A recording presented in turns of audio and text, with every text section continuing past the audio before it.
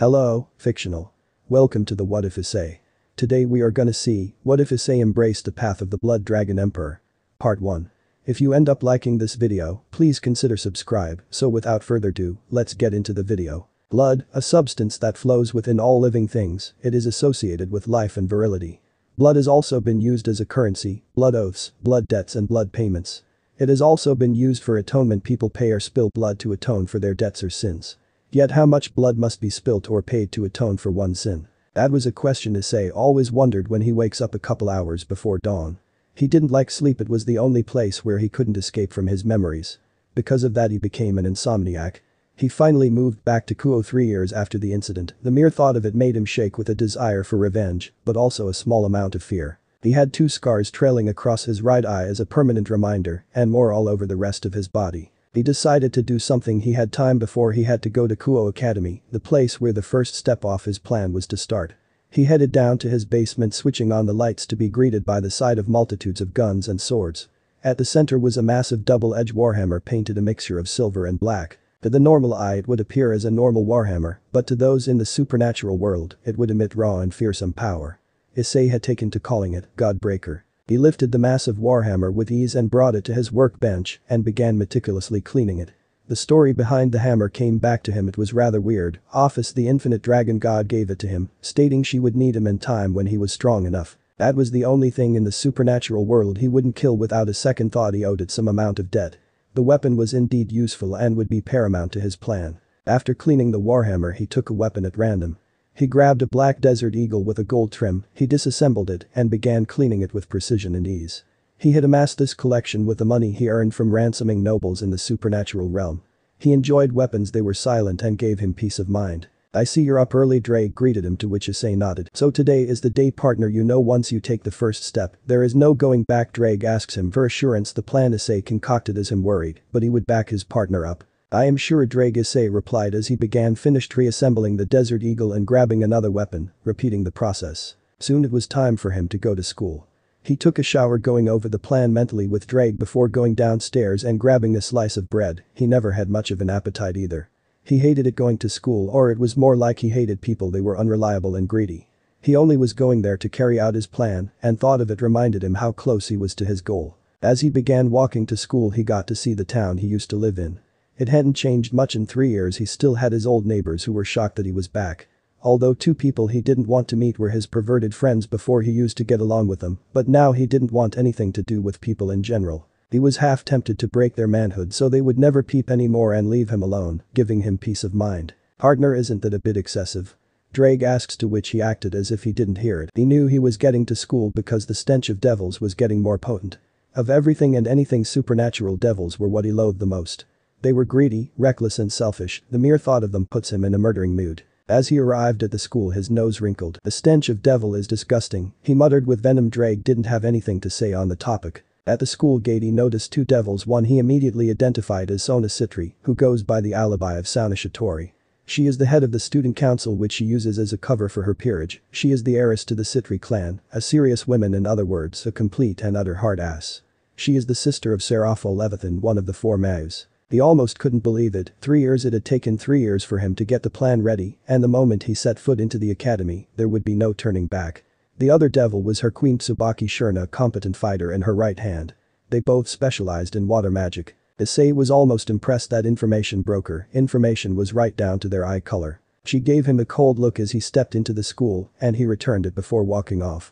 She continued watching him, trying to discern any information. "That boy, get me his file," she said while fixing her glasses. "Yes, Kaichu," her queen replied before they continued watching over the gate to catch any late students. As he began walking towards the classroom everybody began murmuring and gossiping at the sight of him.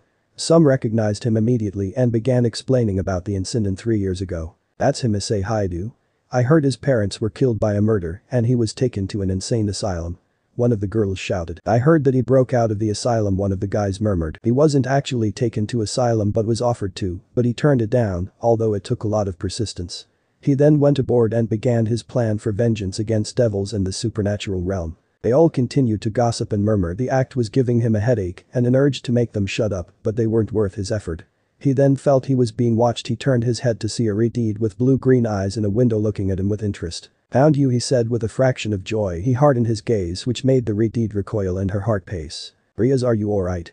A girl with black hair and violet eyes, her queen Akeno asks. Yes, I'm fine, she replies, waving it off. Who is that boy? She asks. From what I seen from his file. His parents were killed in a murder 3 years ago, and he left Japan after that. I wonder why he has decided to come back. Akeno answers. Although he does look rugged, doesn't he? She adds while licking her lips. He does, but Kaneko, can you watch him? Something about him interests me, Riaz says cryptically. Yes, Butcho, the petite girl with hazel eyes known as Kaneko, answers before continuing to eat her snack. While Riaz and Akeno return to their chess game. As Issei continued to his class, the gossiping only intensified, and Issei was losing his patience, although Drake is managing to make him stay his hand. When he finally found his class, he was greeted by another inconvenience, his two old friends Mitsuda and Motohama. Issei. They both shouted before latching onto him like a pair of leeches. They then began babbling about how much they missed him, and they were worried about him. They were even shedding not so very manly tears. Could you two let go of me, he said calmly but coldly, which made the boys immediately recoil, letting go of him. Wait, are you sure you're Issei? Issei never sounded like that, Mitsuda said with suspicious expression. Just leave me alone, he said before taking a seat and digging in for a long school day. After school, Issei immediately left before he could get bombarded by fangirls. Apparently some girls thought he could be molded into a gentleman, or questions in general they were annoying, and his patience was thin enough as it is. As he left the school, he immediately sensed a devil tailing him and identified her as a Nekomata. What are you going to do? Drake asks curiously. Lose her, I still need time, he answered. He immediately turned a corner, masking his presence before bolting into a sharp dash. The Nekomata presence could no longer be sensed. He found himself on a bridge, and he then detected a fallen angel coming towards him. This nearly made Issei smile. His plan was falling into place. Issei Haidu? The girl asked shyly. In that moment he lashed out, wrapping one of his hands around the girl's neck and began choking her slightly. The fallen angel pathetically attempted to break loose, but Issei wouldn't budge. Don't waste my time, fallen angel, Issei snarled. The girl Asia Argento, is she here? He questions. The fallen angel didn't respond, trying to stay strong in the situation and protect her pride. Issei tightened his grip, forcing her to croak before she frantically answered. Yes, she is. Issei then showed off an evil grin before setting up a barrier, followed by the harrowing screams of a fallen angel, being ripped limb from limb. After he had done the deed, he dropped her lifeless and ripped body onto the ground. Issei coated in her blood while retaining his evil grin for a few more seconds. She was pathetic, he muttered calmly before heading to the abandoned church. He arrived at the decrepit church to sense more fallen angels and stray exorcists. Issei's evil grin returned. He was going to enjoy this. As he walked in, a stray exorcist with a maniac look, silver hair and red eyes, he wielded a light sword along with a pistol. Hey, what are you doing here, human? The man asks with confusion before Issei rushed him, appearing as a blur to the man before his head was torn cleanly from his head. His body hitting the floor with a solid thud. Issei didn't waste any more time before heading into an underground hall. In the hall was a gathering of stray exorcists, and 3 fallen angels on a platform by them was his target, Asia Argento. Who are you? The male fallen angel asks. Blood is the atonement for your sins, Issei replied cryptically before a look of fear appeared on everyone's face. In seconds the exorcists were cut down, a torrent of blood painting the ground and walls. As he kept advancing, the fallen angels threw scores of light spears, pathetically attempting to fight him off. They soon were ripped limb from limb, their screams echoing through the hall. Issei was covered in red blood staining his clothes and skin, the evil grin adding to the grotesque scene. Asia Argento was cowering in a corner praying for salvation, much to Issei's annoyance. God cannot save you, he said, firmly crushing her hopes. Don't worry, it will be quick, he said while retaining his evil grin. After a few minutes, Asia's screams were echoing through the hall, but to be heard by no one, before her lifeless body joined the multitudes of bodies. Phase 1 is complete, Issei informed while holding a green orb in his hands. Meanwhile, in the occult research clubroom. What do you mean you lost him? Riaz asks Kaneko curiously. He just disappeared. She answered. Riaz placed her hand on her forehead, wondering how he was able to escape. But you? There is one thing about him I could tell, Kaneko said. He reeked of blood, she added. Riaz and Akeno's eyes widened. Issei had arrived home. He now had 2 sliver rings with blue-green gems on his finger. He still had a maniac smile. He couldn't believe it. He actually got his hands on Twilight Healing. Partner, did you really have to kill her? You could have used that technique. Drake asks with caution. She should be thanking me. I ended her life before she would have suffered more than she already did. Issei replied coldly. Drake did not reply. After taking a quick shower and disposing of the blood-soaked clothes, Issei descended into the basement. He then finished out 2 massive crates and hefted them onto his workbench. The seal was labeled Gao 8 Avenger. Inside were the Gao 8 Avenger 6-barrel Gatling cannon. I can't believe I actually got these, Issei said with a maniac glee. More like you stole them, Drake muttered. Also, partner, isn't something that is mounted on planes a bit excessive for our targets? Drake asks with a bit of disbelief. This baby fires 4,200 rounds per minute of the 30mm caliber and is designed for anti-tank use. It is mounted on a A-10 Thunderbolt ground attack aircraft, Issei said, reciting the specifications. He almost sounded giddy with excitement. Plus, Drake, my plan requires firepower, Issei said as he promptly ripped off the box covers and began assembling the massive guns while listening to Now You're Gone by Bassinter on repeat. Not many songs appealed to him, this was one of the few. When Issei made the massive guns, he summoned his boosted gear and willed it to take the two guns. Issei began inspecting the gun on his gauntlet with a look of accomplishment. I'm surprised it worked, Issei said offhandedly before beginning to prepare the ammunition it requires. He made some of them into light bullets for anti-devil purposes, darkness bullets for angels. They don't say what angels' weakness are, so I'm going to assume dark magic, and dragon shot bullets for general purpose. Issei spent the whole night enhancing the bullets before heading to school early in the morning to continue the next phase of his plan. As Issei came into the school grounds, the rumors began, but Issei was looking for someone in particular, and that was when he spotted her Tsubaki Shurna, the vice president of the student council, also the possessor of Mirror Alice, and she was with Genshiro Saji, another member of the student council. Partner, that boy has one of Vitra's sacred gears in him. It's the absorption line, I believe, but since I told you, at least use that ability and don't kill him, Drake pleaded. Fine, I will, it's only fair, Issei said with a roll of the eyes. He walked up to one of the more delinquent looking people in Kuo Academy. He was the typical type, messy hair, unbuttoned shirt, which meant to Issei pathetic. What do you want? He states offhandedly while trying to look intimidating. Issei just smirked psychotically before punching him so hard in the face that he broke the person's jaw and sent him reeling into a wall. He's definitely going to the hospital, he thought sadistically. Everybody's jaw hit the floor at the sudden attack, but Tsubaki and Saji immediately jumped into action. Issei Haidu, you're in big trouble, you're coming with us, Tsubaki ordered authoritatively with a cold glare. Much to everyone's shock, Issei followed without a complaint. Why would you do that? Saji asks, Issei, shock edged in his tone. I just wanted to fight, Issei answered calmly. The sentence sent a chill up Saji's spine before they continued marching him to the student council room. Issei entered the lavishly furnished room and was ordered to sit down in a chair. Saji, watch him while I get Sona, Tsubaki commanded. Can't let you do that. Issei said cryptically with his evil grin emblazoned on his face and the eyes of a killer. He grabbed Tsubaki before she could react, his hand was rammed deep through her chest. A scream never being heard. Blood began emerging from the wound as Tsubaki took her last breaths, and Issei pulled out a blue orb and his hand coated in her blood before unceremoniously dropping her body on the floor. Saji just stood there frozen in disbelief. Issei then rammed his arm into Saji, but not physically injuring him. His hand then latched onto his sacred gear. Fake gear, Issei said as he pulled out the sacred gear in the form of a purple orb. Saji's eyes then became lifeless and his body became limp, but his heart still continued to beat. Issei now gazed at the two orbs in his hand, one Mirror Alice, the other Absorption Line. He then placed them to his chest, and Issei now felt more powerful. His evil grin grows. Phase 2 ends and the clock begins. Issei says cryptically before teleporting home, leaving Saji and Tsubaki on the floor. Issei once again descended into his basement and sat at the workbench. He then opened a drawer and pulled out a picture. It was of a woman with curly blonde hair and emerald green eyes and a voluptuous body. Seraph Gabriel, partner, don't tell me, Drake said in disbelief. Yes, we are going to kidnap Seraph Gabriel, Issei said with his maniac grin growing. Meanwhile in heaven. Michael, are you still busy? Gabriel asks politely while sticking her head through the door.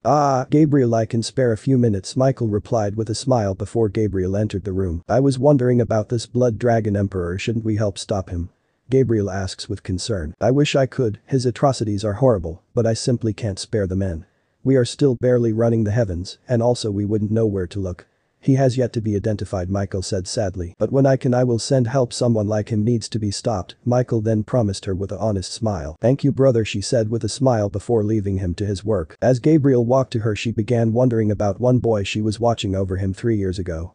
He had a pure heart and loved not only his family, but also another girl. He loved her purely and devotedly. But his life was brought to ruin by a stray devil that killed his parents and the girl he loved. After that, he was filled with malice and sadness. She wanted from the depths of her heart to comfort the boy, but she couldn't. She was an angel. It was against the rules, but for 3 years she had been wondering what happened to him. He suddenly disappeared after the incident. No matter how hard she looked, she could not find him. This made her feel useless, but she always hoped one day she would meet him again. She was snapped out of her thoughts as she arrived at her home, where there were 2 guards posted outside her door, as per her brother's orders. He was always so overprotective. They greeted her before she returned the greeting. She entered her well-furnished home and headed to the shower, wanting to take a shower after a stressful day. But as she was walking to the shower, she suddenly detected a presence, but she was promptly knocked out unconscious. After some time, Michael had come to visit his sister. He entered her home. "Gabriel?" he asks curiously, but no response. His eyes widened when emblazoned on a wall in blood was the saying, "Blood will be the atonement for your sins." "Oh no," Michael said in disbelief before bursting out of her home and heading to Seraph, Uriel and Raphael. "Michael, what's wrong?" Seraph Raphael asks with concern. "Gabriel, she has been taken by the Blood Dragon Emperor," Michael said with shock and urgency. In that moment the heavens were on a manhunt. "Yo, wakey wakey, Gabriel," a voice said. When Gabriel opened her eyes, she discovered herself to be shackled to a chair in a dark room where her white clothes seemed like a beacon. The shackles appeared weak, but not matter how much she struggled, she could not break free. Gabriel then got a look at her captor. She couldn't believe it. It was him. "Issei Haidu?" she said in disbelief. "How did you know that?"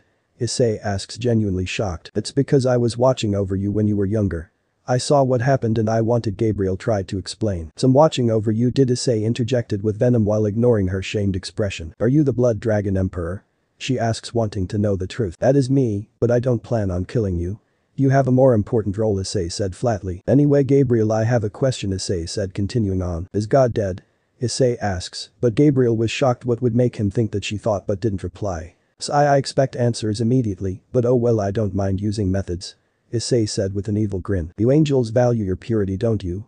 Issei says while leaning into Gabriel's ears as he places his hand on her shoulder. The touch made Gabriel flinch. "It's really hard to find pretty women these days, so I hope you don't mind me doing a little of touching," he continues as his hand trails down to her breasts before giving it a grope which made Gabriel blush while she attempted to back away from him. "You don't want to become fallen, do you?" "I could make it happen," Issei says sadistically as his hand trailed down her belly, clearly going towards her womanhood. As Issei inched closer and closer, he began to see Gabriel's resolve to break it was the worst thing for Angel to fall, and Issei had a few sexual ways to make it happen. "Yes," she said, barely audible. Issei immediately retracted his hand and began stepping towards the exit of the room. "The Issei I knew wouldn't do stuff like this," Gabriel said truthfully. "Well, he is dead," Issei snapped. "Anyway, sit tight, I have stuff to attend to," Issei commanded before exiting. "Phase 3 complete," he said to himself. "Now shall we give the Mayu sisters a visit?" Issei said with maniac laughter as he began teleporting to school. Rias and Sona, along with their respective peerages, were gathered around Tsubaki and Saji's body. A tense and forlorn atmosphere could be felt. Sona felt angry. "What could have done this, Sona?" Rias asks with shock. I don't know, but when I do I will kill it," Sona admits with anger as she gazed at her queen's lifeless body. "What should we do?" Kiba asks. He has a grim expression on his face. "No healing magic works on Saji and Tsubaki," Kiba attempts to say. "This is really pathetic," a chilling voice said. They turned to the doorway to see Issei with a murderous grin and killing intent, sending a chill up everyone's spine. "Did you do this, Issei?" Kiba snaps. "Of course I did. I am the one and only Blood Dragon Emperor," Issei says, his murderous grin growing. "Impossible," Rias said in disbelief. "I will destroy you," Sona snapped. "Welsh dragon scale male. Blood will be the atonement for your sins," Issei says with his murderous grin under his helmet as everybody readied for combat. The knights of the two peerages immediately rushed Issei with swords poised to kill him. They were fast, but the only one Issei really considered an opponent was Kiba, who was the most experienced and fastest out of all of them. Issei's aura intensified as a black aura began seeping out of his armor. The two Citri knights went for his sides while Kiba charged forward. Issei boosted forward, meeting Kiba head on. Kiba went for an overhead slash which Issei parried with his arm before ramming his fist straight through Kiba's abdomen, making him grit his teeth in pain. But then a torrent of harrowing screams was heard as Issei yanked out his sacred gear. "Thanks for the gear, Kiba," he said with his murderous grin under his helmet before chucking his body to the Citri knight on his right before charging the one on the left. He shoulder charged her, impacting with her head and sending her into a wall with a broken neck and battered face. The other Citri knight recovered and attacked him, but Issei caught her blade and promptly snapped it in two before kicking her right in solar plexus. It was done with such force she was sent through several walls before ending up outside the building. "You murder!" Sona roared as she unleashed a wave water of magic. Issei just stood there raising his arm in a guard pose. Ara. "We could have made a good couple, but oh well," Akeno said with a sadistic smile before sending her thunder into the wave of water, electrically charging it. After a few seconds the water dissipated, but the infamous boost was heard as Issei casually stepped out of his previous position. "Thanks for the buzz," Issei said psychotically before activating his jets and charging, intending to take out the magic casters. Although Kaneko intervened, kicking him mid-flight, sending him into a wall as Sona's rooks converged on him. They were then hit by two dragon shoots which their rook defense protected them from, but it was a mere distraction as Issei tore their heads off and flung it to Kaneko's feet, whose usually calm expression seemed to be breaking apart. Seriously pathetic, I expected more from the Mayu sisters, Issei insulted them with disdain. Take this, Riaz replied as she launched a massive ball of destruction at Issei. He just smirked under his helmet before saying, "Mirror Alice." Before a full-scale mirror appeared in front of Issei, Ria's eyes widened in horror as she realized what she had done. The attack was then reflected heading straight for her, but Kaneko stood in front of it, shielding Riaz from the attack but heavily wounding Kaneko, making her unable to continue to fight. "Alright, playtime is over. If you value the rest of your peerage member's life, surrender," Issei said as an ultimatum. The two Mayu sisters glanced at each other uneasily. On the one hand, they wanted to protect their members, there was no way they could win, but on the other, they couldn't trust him. Not to mention he is a sadistic psychopathic killer. They reluctantly knew what they had to do. "We surrender," Riaz said with a sigh of disappointment. Issei's grin widened. "Thank you for your cooperation," he replied before knocking Riaz, Akeno and Sona out. He hefted their three bodies onto his shoulders along with Kaneko's before heading for the door. He then felt two magic blasts which just pretty much tickled. He turned around to see the two bishops in Sona's peerage with defiant expressions on their faces. "Sword birth!" Issei roared as several swords jutted out of the ground, impaling the two bishops as they screamed in annoy. He then realized he had missed one person, a pawn in Sona's peerage. He turned around to see her sobbing hysterically in the corner. She was coated in the blood of the rooks. Issei rolled his eyes under his helmet. She wasn't worth the effort of killing her. "Drama queen," he said offhandedly before teleporting to the room where Gabriel was also held. "Hey Gabriel," he said randomly as he deposited the Mayu sisters on two chairs and chained them up. Gabriel's eyes widened as she realized who they were. "You kidnapped the Mayu sisters?" Gabriel said in shock. "Indeed I did," Issei replied curtly before taking Kaneko and Akeno and placing them and restraining them in a separate room. He then attended to Kaneko's wounds. After that, he teleported to the occult research clubroom to see one more person. He then walked down the corridor to stand before a room that had an off-limit sign on it and was closed off with a barrier. He promptly ripped the barrier down and rushed in. He quickly locked onto his target and rushed him, impaling his arm right through him. "And have you using that ability on me, can we?" Issei said, as if he was scolding the person, and pulled out his sacred gear. "Forbidden Baylor, view a rare and beautiful sacred gear. Now it's mine," Issei said psychotically before unceremoniously throwing the boy's lifeless body into a corner. "Partner, since you have all the gears you need, what's the next step?" Drake asks curiously. "There's one more gear I don't have, divine dividing," Issei answered. "No way, if you do that you could die." Drake explained. "Well, we won't know till we try it," Issei replied with his evil grin etched onto his face. "But I will need Godbreaker first," he reminded himself. Meanwhile, "Michael, are you alright? You seem a bit pale." Azazel asks with concern. "Gabriel, she has been taken by the Blood Dragon Emperor," Michael answered with a forlorn tone. "I see, so that's why you called all of us together," Surziches said. "Yes, I want your aid in finding her," Michael said, but it was almost like a demand. "Well, I'm in," Azazel says, pledging his support. "After all, that nut job needs to be put down sooner rather than later," Azazel added. "I will help too." Surziches answered. Suddenly a teleportation circle appeared and there appeared a beautiful woman with silver hair, who had a troubled expression emblazoned on her face. "Grafia, what's the matter?" Surziches asks. "Lady Riaz and Lady Sona have been attacked. Their peerages, almost all of Sona's, have been killed except for two her pawns," Grafia answered, making Surzich's face turn to that of worry and concern. "Lady Riaz Knight Kiba is dead while her rook Kaneko and Queen Akeno are missing," Grafia added. "I think we can guess who is behind that," Azazel said. "Yes, also Gasper and Kiba along with Sona's pawn Saji sacred gears have been taken. Although, Saji is still alive, but he can't move or do anything," Grafia informed them. Grafia called the other Mayu, the Phoenix family along with our own family, also informed Seraerd Bale, "We will need his help."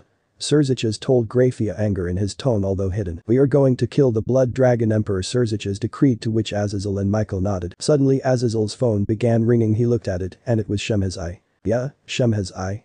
Azazel replies nonchalantly. "Azazel, we need your help. The Blood Dragon Emperor is here at the Grigori Institute. He took out Tamiel, Barakiel, and is currently engaging Ambrose, Sahariel and Penemu," Shemhazai informed him. "Alright, I'm coming," with Surziches and Michael stall him. Azazel replied as he started creating a teleportation circle. "The Grigori Institute is under attack and it's him," Azazel informed curtly, but that was all that need to be said as they both stepped into his teleportation circle. "Come on. This is really pathetic," Issei insulted as he smashed Sahariel into a wall with Godbreaker in his balance breaker, knocking him out and breaking at least a few bones. Boost. He then turned to Ambrose, who was readying many light spears along with Penemu. Penemu had caught Issei's attention as she was quite the looker with beautiful purple hair and seductive violet eyes, but he shook the thoughts off as Ambrose launched the light spears at him. "Mirror Alice," Issei roared as the full-scale mirror appeared. Ambrose was then struck by the reflected attack, impaling him to a wall with many spears. He then glanced at Penemu before continuing to walk. I admire beauty, so I'm going to spare you, Issei said as he kept walking as Penemu froze in place. The Blood Dragon Emperor complimented her. It was weird, she should have felt disgusted, but felt like it was sincere. Albion, get your sissy ass out here and fight your rival. Issei roared as he walked into a massive hall. Two figures then stepped out. It was Shemhazai and a beautiful busty girl with sapphire blue eyes and silver hair reaching to her waist. Damn, this generation's White Dragon Emperor is hot. Issei said, randomly confusing the two before Issei rushed Shemhazai shoulder charging him, but he easily sidestepped it. I will stop you, Blood Dragon Emperor, Shemhazai declared as he summoned a storm of swords. Issei just smirked under his helmet. Glory drag troopers. Issei roared as several drag knights appeared, with some having warhammers, others having swords, and immediately attacked Shemhazai, forcing him to turn his attention. This blade blacksmith subspecies balance breaker is really something, he said randomly. Vanishing dragon scale male. So you're the Red Dragon Emperor, also known as the Blood Dragon Emperor. I'm glad my rival isn't weak, the woman said as she was in her white scale mail with yellow eyes and blue gems, along with white dragon wings. Before we fight, can I know your name, pretty? Issei says with a bit of interest. Valeria Lucifer, the woman answered. Issei hi do, Issei replied before he was immediately rushed by her. Divide divide divide. Boost boost boost was heard as the two arch rivals clashed. But as soon as she came into contact, Issei swung Godbreaker in a wide arc, but she managed to avoid it before cocking her fist back and aiming for his head. Issei grinned, he got her right where he wanted. He dodged the punch before bringing back Godbreaker, smashing her in the chest, sending her into the ceiling, while also breaking her scale mail. Impossible, office made you a weapon. Albion exclaimed with shock. Valeria, since I like you, I will give an option. Either I take your sacred gear or you join me in my goal, Issei declared his ultimatum as Valeria managed to get out of the hole in the ceiling. Interesting proposition, Valeria replied. This is before Vali knew about the Chaos Brigader joined it. Will there be lots of fighting? She asks curiously. You bet there will, Issei said with confidence. Then I am in. She answered. What, you don't care about having to fight him? Albion answered. There will always be friendly spars, Valeria added. Suddenly a teleportation circle appeared and out came Surziches, Michael and Azazel. Well, if it isn't the Siskin pair and the Pevert, Issei insulted. We will stop you. Surziches said grimly as his aura and killing intent increased. Sorry but no, I have stuff to do, Issei said casually. Glory drag troopers. Issei roared as a horde of drag troopers appeared and swarmed the three leaders as he teleported with Valeria back to his house. But the moment he stepped out of the teleportation circle, he turned to Valeria and shoved his arm through her chest. I'm sorry, I needed, Issei told her. It almost sounded sincere. Fake gear, Issei bellowed as he yanked Divine dividing out Dot as her body fell to the floor limp and her eyes lifeless, but heart still beating. Issei placed it into his chest. He immediately fell to his knees and began screaming in pain, but he grit his teeth and began enduring the pain. Issei did not know how long he was screaming for, but minutes seemed like hours. Suddenly the pain stopped when two white dragon wings sprouted from Issei's back. Impossible. Drag and Albion said simultaneously while Issei grinned triumphantly before cackling a series of maniac laughs. As Issei gazed down at Valeria's lifeless body, he felt something he had felt in some time, pity. All he felt was anger and sadness, so to feel pity was a foreign yet familiar feeling. He had never felt pity when he killed defenseless women and children, but why now, he mused. Issei leaned down and picked Valeria's body and holding her bridal style. He then took her body upstairs to his room and laid her body on his bed before going down to get a drink. He hadn't slept in at least 5 days, but it was not that he wanted to sleep, the memories would hunt him, but he was rather doing it out of necessity. He wouldn't be able to fight effectively if he continued without sleep.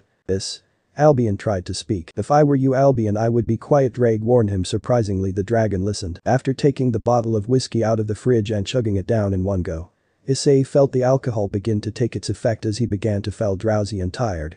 He didn't bother fighting it, he just let it take him as he fell asleep on the floor with the whiskey bottle in hand. Issei's dream. Come on, Issei, let's go.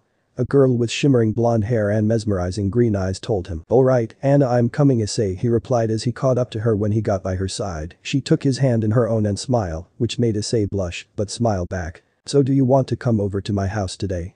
My parents won't mind. He asks her hopefully. Sure, she replied with a smile Issei loved about her so much. As Issei got home, he was greeted by his mom, who was cooking in the kitchen while his father was watching TV. Hey mom and dad, Issei greeted them. Ah, Issei, I see you brought Anna home with you, his mom said with a warm smile. Hello Mrs. Haidu, I just came to study with Issei, she told her. Of course I can't thank you enough, Anna, you're a good influence on Issei, his mom said honestly before Issei quickly rushed Anna upstairs before any more embarrassments could happen. Ah, young love. His father said with smile at how happy his son has become and less perverted. Studying was half the truth, but he and Anna liked to nurture their love before doing any really studying. Issei closed the door and blushed knowing what was gonna happen next. Anna too had a cute blush on her face. Anna sat on the bed, her eyes looking at Issei with eyes of want but shyness as well.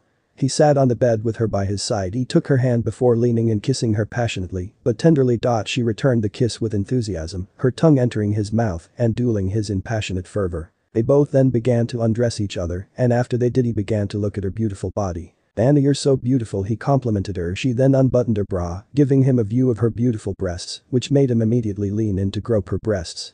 They felt soft in his hands, and she seemed to enjoy it as she began letting out cut moans. His moans grew louder when he began to suck her nipples, making her fall back onto the bed. She began breathing heavily under his ministrations, and his own arousal was beginning to awaken, and Anna realized it. "Issei, are you hard?" she asks cutely. Yes," he admitted rather embarrassedly. She looks up to see Issei's aching hard-on through his boxers, which resulted in him having an embarrassed expression on his face. But she simply smiled back and placed her hand on his chest and pushed him lightly onto his back. She then began to place a trail of kisses down his neck towards his crotch, making his heart pace at the sensation. It only got better as she got closer to his arousal. She then relieved him off his boxers, freeing his arousal of its confines. "Do you want me to use my breasts?" she asks, to which he nods. She then sandwiches her beautiful and soft breasts around his dick before beginning to suck the tip of his dick. He grit his teeth at the feeling of her warm wet mouth and coupled with the sensation of her soft breasts, it was heaven. He then began to instinctively buck his hips into her breasts, forcing more of the tip into her mouth, coupled with her rubbing her breasts against dick, made him come to an explosive climax as he blew his load into her mouth. She took it all without hesitation, swallowing it. After she finished, she asked something he was hoping she would. "Do you finally want to do it?"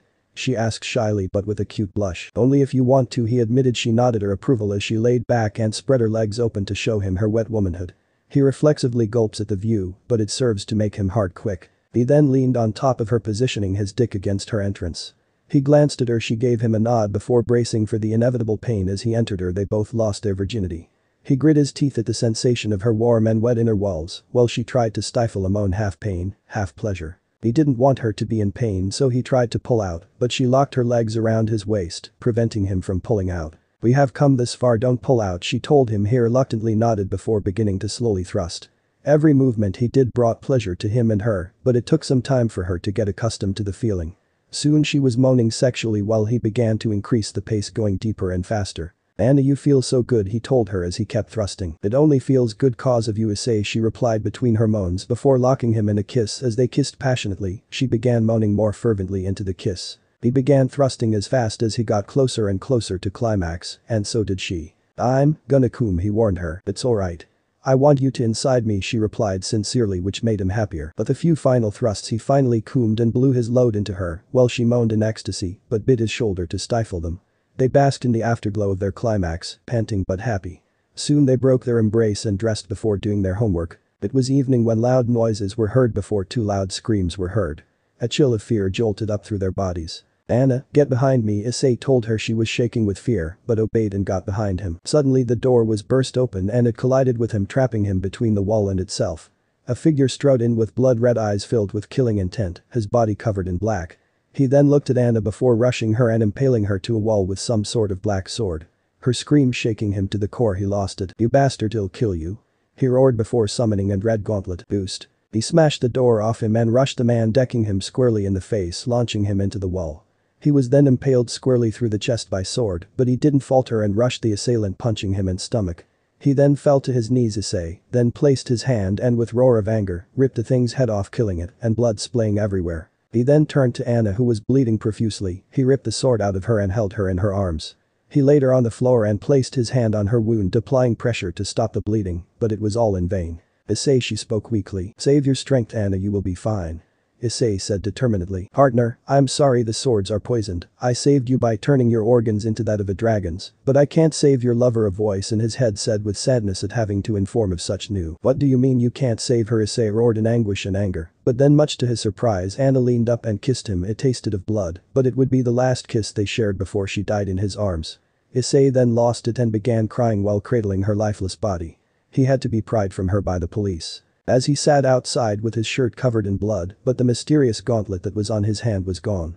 He was crying, albeit less than before. "Why didn't you protect her?" a voice shouted in anger. He looked up to see Anna's mother crying. "You were supposed to protect her. She's dead cause of you."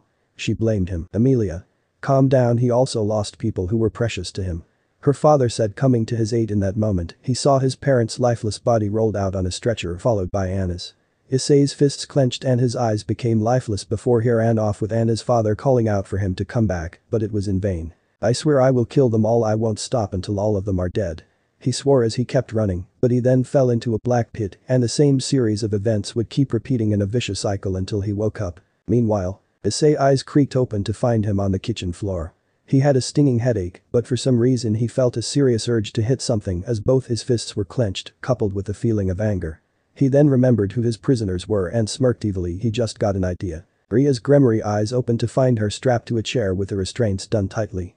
Across from her was Gabriel while to her right was Sona. Gabriel? She asks with unsureness. Rias, you're finally awake, Gabriel replied. Where are we?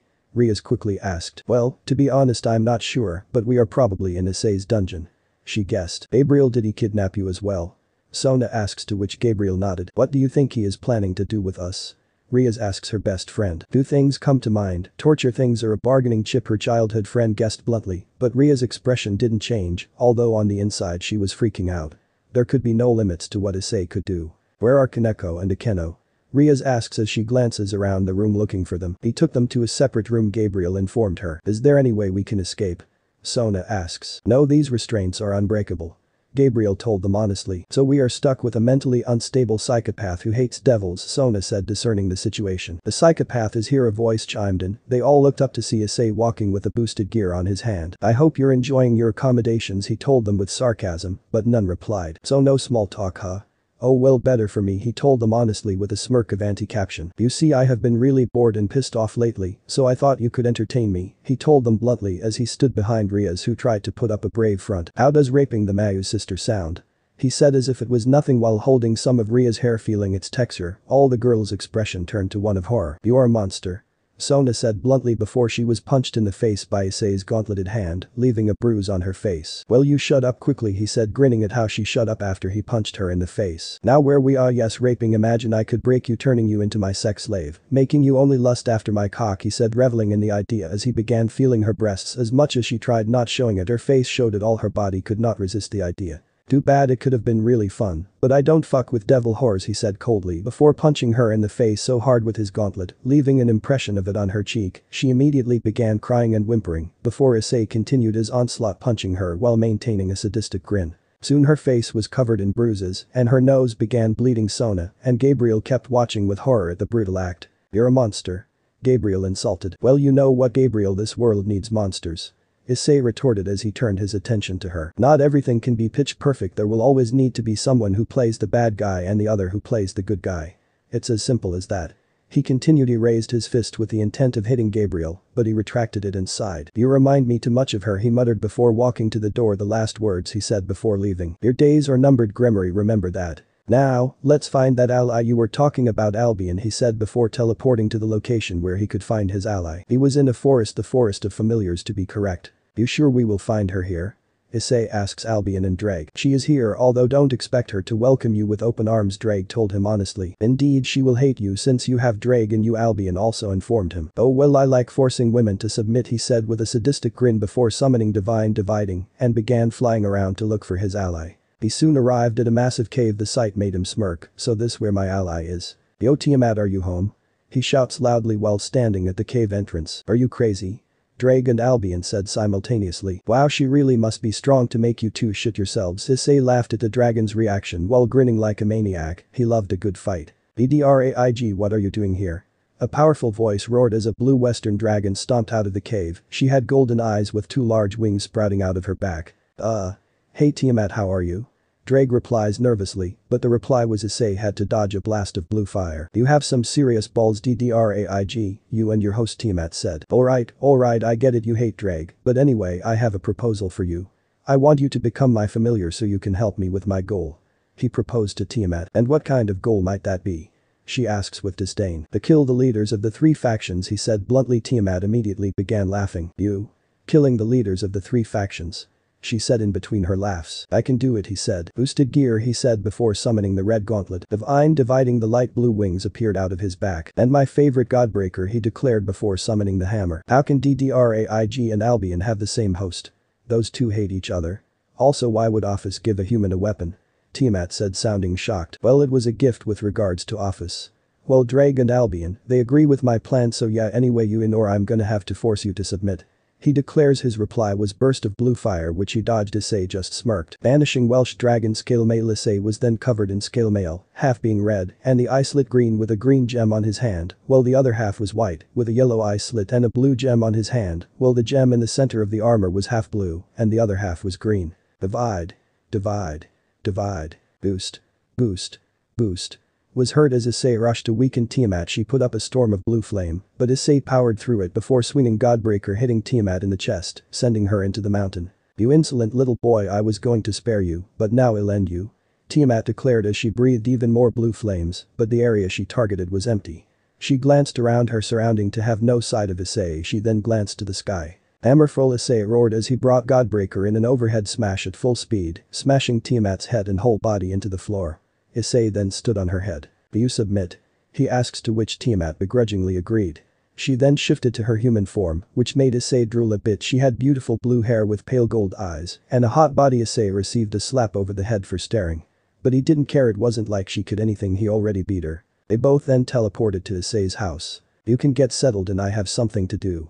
He told her before disappearing. What an interesting but stupid boy. Tiamat muttered, yet for some reason the thought of being forced to submit turned her on, but she shrugged it off and got settled in. Ah, Akeno and Kaneko, I hope you two had a restful sleep, Issei told them as he appeared before the two girls who were awake, worried and scared. Where's Rias? Akeno immediately asks. Really, you had to start with a cliché line. Issei sighed before turning to Kaneko, who looked away trying to ignore him. He removed her restraints before dragging a stubborn Kaneko out of the room, who was valiantly trying to resist, but it was in vain. Look, if you don't want me to kill Akeno, you better behave, he threatened her. Struggling ended much to his surprise. He took Kaneko to a random forest clearing and dropped her on the floor. She still had an angry look but was willing to cooperate. She was behaving well, which made Issei grin evilly. I want you to summon your sister. He ordered Kaneko, still maintaining his grin. Never, Kaneko replied with anger. Remember, if you value Akeno's life, he hinted, to which Kaneko got angrier but relented and summoned her sister. But after a few seconds nothing happened. She's not coming, Kaneko said. Now let's not be hasty, Issei said, having faith that she would come. A few seconds later the portal appeared and out stepped a young woman with a voluptuous figure with long black hair, with split bangs and hazel eyes with cat-like pupils. She had a pair of black cat ears and two black tails. She was wearing a black kimono, a yellow obi. The kimono featured a red interior and it is open at her shoulders, giving Issei a view of her large breasts, which made him lust after them, but he shook the thoughts off. Shirin, you summoned me, Naya, the woman said. I wanted to speak with you, Kuroka, Issei said. And who might you be, Naya? She then asks with a curious smile. Someone who wants you to be my ally. He told her. What's in it for me?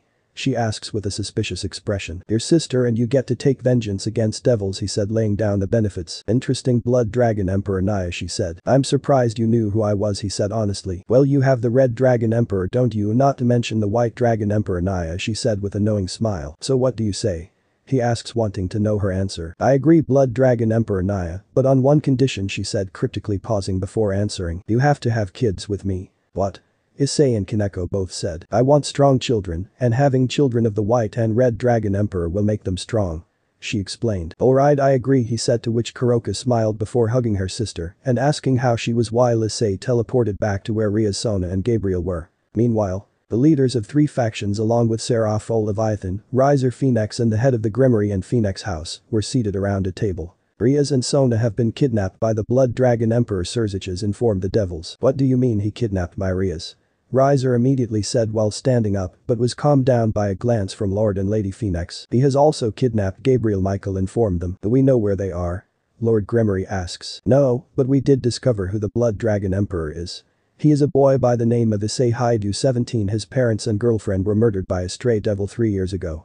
Azazel informed them. I will kill that bastard for taking my Sotan, Seraphol said darkly. I understand that you're all angry, but we can't be rash after all, he has the advantage, Surziches admitted rather angrily. But then suddenly the TV in the room turned on, and on it was Issei Haidu, and behind him lined up was Rias, Sona and Gabriel. Greetings, supernatural realm, my name is Issei Haidu, and I am the infamous Blood Dragon Emperor, he introduced himself, while waving the boosted gear at the camera. As you can see behind me is Ria's Grimmery, sister to Surziches and heir to the Grimmery household, Sona Satiri, sister to Seraphol Leviathan, and heir to the Sitri household, and finally Gabriel, sister to Michael, also one of the 4 great seraphs. I kidnapped these 3 women so they can aid me in my goal, which is the death of the leaders of the 3 great factions. My demands are simple, you all come with your armies and meet me on the biggest plane in the underworld. If you don't, well, let's just say Gabriel will be the first seraph to fall. You can guess which manner I'm gonna do it in, while the Mayu sisters will be broke sex slaves, Issei said, showing off an evil grin. You have 24 hours to be there, otherwise you know what happens, and to prove I'm not bullshitting he promptly decked Riaz in the face, and she began whimpering. Save me, she whimpered while crying. Well, ain't that pathetic, Issei said with disdain. See you later, Siskin pair and pervert. Before the transmission cut, and the room with the leaders of the 3 factions was filled with massive killing intent. A deadly and intense silence invaded the room as Michael, Serafal and Surziches, along with the respective house leaders and Ria's fiancé Iser, stayed silent. Azazel could see they were barely keeping their anger in and simply decided to wait who would speak first. Azazel. Unfreeze Samuel and gather your men, Michael. Get your army and the Saras ready for battle, while I will inform the other Mayu and ready my peerage, and more men, Surziches ordered, and Azazel reluctantly nodded, knowing that this was not the time to argue, and they would need Samuel. Everybody left the room without uttering another word. Meanwhile, Issei had informed Kuroka and Tiamat of his transmission. They were shocked, but did not say a word. He was now in his basement cleaning guns to pass the time. He knew they would need at least several hours to get ready, he knew they would be bringing armies, and he grinned at the thought of having such a battle. Although he was worried about their Dragon Slayer weapons, Michael had Ascalon, while Surziches had his power of destruction, which could not be underestimated. He already had a plan in mind, but he needed a failsafe just in case he lost, but the idea popped into his head when he saw a stick of C4 peeking out of a case full of them, and he grinned evilly before making his failsafe. But as he finished his failsafe he heard footsteps, and he turned around to see a taller Kaneko with an Hergless figure, bigger breasts and ass. She also had 2 cat ears peeking out of her hair and had a tail that split into 2 towards the end. What happened to you? He asks, but just as he finished his sentence before Kaneko shot a blast of Senjutsu at him, he dodged it, but then was hit with another one that sent him into a wall. Ah, so you can sense my movements, he deduced as he yanked himself out of the wall crack. But this new power I will avenge Kiba, she declared as she continued unleashing blast after blast of Senjutsu, but Issei kept dodging and taking hits. Why aren't you fighting seriously? She asks as her eyes narrowed, and she continued unleashing blasts of Senjutsu, while Issei just smirked casually. Because he said cryptically before suddenly throwing out the absorption line. Absorb. If I went full strength on you I would kill you, he finished. Absorb. Kaneko fell to her knees as her power was drained. She was clearly struggling, but it was in vain. He simply continued absorbing more power. Soon enough Kuroka walked down the stairs. Shirin Naya, why are you attacking Issei, Naya? Kuroka asks with a slight disappointed expression. He killed him.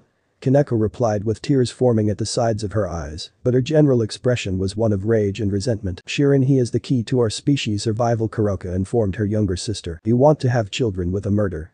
Kaneko retorted. Don't worry Kaneko, I will get the fate I deserve, Issei told her before walking past an angry Kaneko who on the inside was confused by his cryptic words, and Kuroka who had a dumbfounded expression etched on her face. As he headed out of the basement and towards the stairs he was intercepted by Tiamat who had a serious expression on her face. What fate do you deserve, Issei? Tiamat asks cryptically. I think you can guess what that is because you have been secretly talking with Dragon Albion, he said unfazed as he continued walking up the stairs towards his room. Leaving a shocked Tiamat, she knew that Issei wanted to die too, whether he achieves his goal or not. To him killing the leaders of the 3 factions was simply an excuse to keep living, and once that excuse is gone, he would have nothing to live for. In the cold icy depths of the Cocytus, Azazel, Shemhazai, Barakiel and Kakabiel stood around a solid block of ice, and it was the infamous dragon killer himself, Samuel.